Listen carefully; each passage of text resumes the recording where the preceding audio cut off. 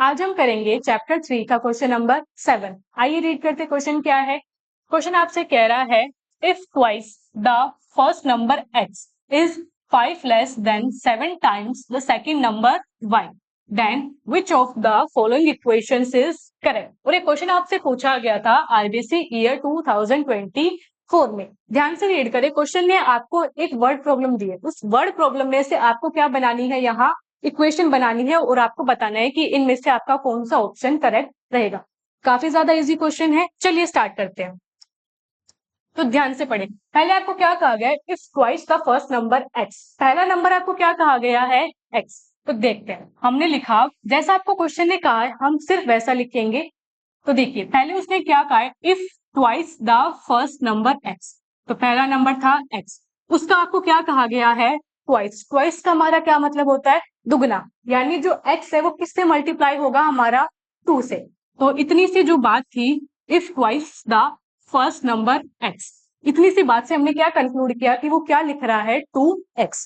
ठीक है, आगे उसने क्या लिखा है, इज। तो देखिए इज का क्या मतलब होता है, हमने बचपन में पढ़ा है कि जब आप वर्ड प्रॉब्लम सोल्व करते हैं तो वहां इज का क्या मतलब होता है, इक्वल्स टू। तो यानी यहाँ इज का क्या मतलब हुआ, इक्वल्स टू। आगे पढ़े, 5 लेस देन। लेस देन का मतलब होता है हमारा माइनस। आगे उसने कहा है 7 times the second number y। 7 times the second number y। Times का हमारा क्या मतलब होता है, टाइम का मतलब होता है आपका मल्टीप्लाई। ठीक है, अब देखिए हमने इतना तो लिख लिया था, if twice the first number x is. इतनी सी जो बात है उससे हमारी इक्वेशन क्या बनी थी, 2x इज इक्वल्स टू। उसने क्या कहा है कि ये जो पहला नंबर x है उसका जो दुगना है वो क्या होगा, वो जो आपका सेकंड नंबर y है जब आप उसको 7 से मल्टीप्लाई करेंगे तो उससे 5 कम होगा, ये कहना चाहता है। तो अब देखिए पहले हमें यानी यहाँ क्या बनाना पड़ेगा, आपकी ये वाला जो पोर्शन है 7 times the second number y, ये लाना पड़ेगा। चलिए इसे लेके आते हैं। 7 टाइम्स, टाइम्स का हमने क्या मतलब देखा, मल्टीप्लाई। मल्टीप्लाई कौन होगा, आपका second number y।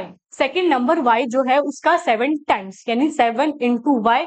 7 into Y हमारा क्या होता है, 7y। तो हमारा क्या हुआ, 7y। अब ये क्या कह रहा था, 5 लेस देन।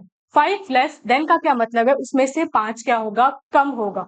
कम होने का क्या मतलब है, माइनस करना। यानी क्या हुआ, -5। ये हो जाता है आपकी जो वर्ड प्रॉब्लम है उससे बनी इक्वेशन हमारी तैयार हो गई। अब देखते हैं आपका कौन सा ऑप्शन है, 2x is equals to 7y minus 5। जब हमने इन चारों ऑप्शन को ध्यान से देखा तो यहाँ पे हो जाता है हमारा ऑप्शन नंबर डी, जो कि इसका क्या है, करेक्ट आंसर। तो ये हो जाता है आपके इस क्वेश्चन का कंप्लीट आंसर।